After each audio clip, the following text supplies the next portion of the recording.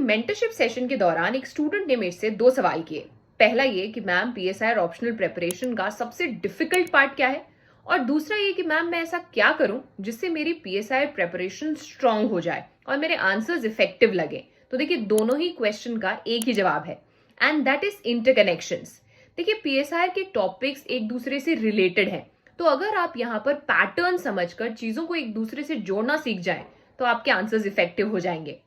Take for example, आप India की foreign policy के बारे में बात कर रहे हैं, तो आप मेंशन कर सकते हैं कि कैसे हम रियलिज्म की तरफ प्रोग्रेस कर रहे हैं। इसी की वजह से आज हम क्वाड जैसी ग्रुपिंग बना रहे हैं ताकि चाइना के बढ़ते पावर को बैलेंस किया जा सके।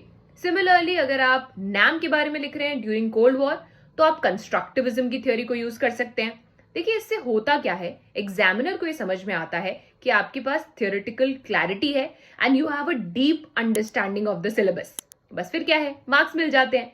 वैसे पीएसआई को कैसे पढ़ना है, क्या स्ट्रैटेजी होनी चाहिए, कौन सी बुक्स यूज करनी है, इसके लिए मैंने एक पूरा वेबिनार लिया था विच वॉज अबाउट 1.5 आवर्स। उसकी रिकॉर्डिंग हमारे पास अवेलेबल है, तो इन केस आप उस वर्कशॉप की रिकॉर्डिंग देखना चाहते हैं, just write workshop in the comment section and I will send the recording to you.